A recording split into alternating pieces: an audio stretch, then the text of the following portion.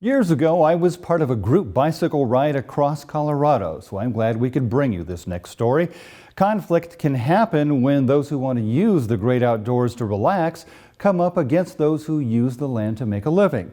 In this case, though, the two sides took the plunge and decided they could both use the land. Since its birth in the Old West era, farming and ranching have been tied to Grand Junction's economy. Now the largest metro area on Colorado's western slope, recent decades have seen the region's picturesque landscapes attract a new wave of stakeholders. One of the challenges in the West right now is finding common ground between livestock producers and agriculturalists and outdoor recreation people. Typically running over 500 head of cattle on 12,000 acres of city-owned land, Janie Van Winkle and her husband Howard are accustomed to sharing resources and dealing with adversity. Drought last year forced them to sell off around 20% of their herd. While they rebuild, a downhill bike trail is looking to break ground and eventually cut through their ranch. This particular part of Colorado has been a pretty underappreciated part of the state for a long time. George Gotchis is general manager of Over the Edge Sports in nearby Fruita, which has become a mountain biking mecca. The area boasts hundreds of miles of single-track trails initially constructed on public land by volunteers, led by the Colorado Plateau Mountain Bike Trail Association, or COP-MOBA. The 30-year-old nonprofit has 5 chapters and roughly 500 members. In 2016, the group's $1.6 million Palisade Plunge Trail proposal was given the go-ahead by state government, though no funds were allocated. COP-MOBA president Scott Winans says it's not uncommon for a new trail to take a decade from concept to completion, and cites responsible partnerships with federal, county, city, and other community partners. To build a mountain bike trail, we have to do a bunch of environmental studies, archaeological studies. It takes a lot of time, takes a lot of money, thousands and thousands and thousands of dollars. Initial trail plans would have sliced through the heart of the Van Winkles' lease with the city of Grand Junction. The ranchers were concerned that excess trash, trespassing, and habitat disruption would be a problem. Despite some missed opportunities early on, all sides were eventually able to come to the table, mend fences, and reach a consensus. They're going to cut across 2 corners of that property, and that'll work for us, and they're comfortable with it too. The trailhead will drop in atop scenic Grand Mesa, considered the largest flat-top mountain in the world at over 11,000 feet, and end 32 miles below in the town of Palisade. And then down on the other side of that ridge and drop.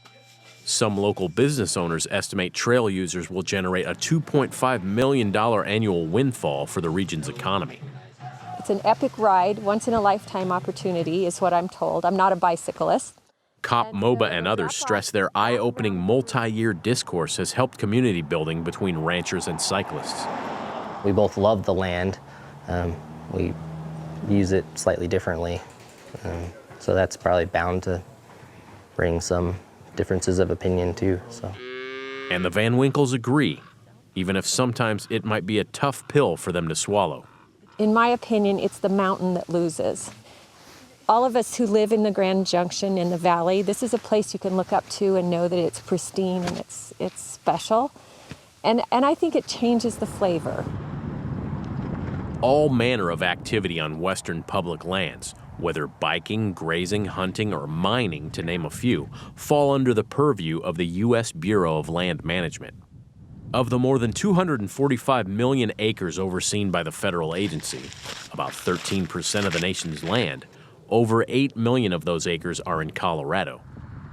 Grazing permits on public land are administered by the BLM and the U.S. Forest Service. And federal numbers reveal livestock foraging activities generate almost $150 million annually in Colorado.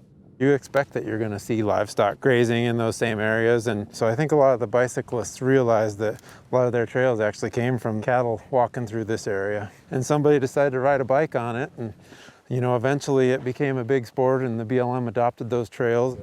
Colin Ewing is the National Conservation Area Manager for nearby McInnes Canyons. Some of these lands are just too dry or too rugged to make it make sense for farming, so they were never homesteaded, and they ended up being managed by the Bureau of Land Management for multiple uses. 21 grazing allotments sit among the nearly 300 miles of trail and river access that bring 250,000 visitors per year to McInnes Canyons. You're seeing that a lot in the West now, ranching and mining towns that are still ranching and mining towns, but also are inviting tourism into their economy. One of the BLM's biggest challenges is accommodating multiple uses of terrain owned by all Americans. In some cases, that necessity has become the mother of invention. So this is a bicycle cattle guard, so that the bicyclists don't have to get off their bike to open the gate, and so the gates don't get left open, so the cow stays in the pasture and everybody has a good time. Many ranchers employ rotational grazing practices to regenerate pasture, but the Van Winkels say high visitor turnover can quickly degrade shared ground and leave regulars to blame. We're an easy target, but in reality, it's all of the uses, and we have to figure out how we're going to make that all work together. And toward that end, beginning next year, Van Winkle will serve as president of the Colorado Cattlemen's Association and likely be asked to weigh in on similar issues across the state. And if fundraising goals are met by the end of July, COP Mobile will begin phase 1 of the Palisade Plunge. We were able to come up with a compromise, and I think that's really important no matter what we're talking about. Just understanding each other, that's a really important piece. Good story. And by the way, if you didn't catch it, the Palisade Plunge, as they call it, will be 32 miles of single track, dropping, get this, 6,000 feet over the course. Quite a ride.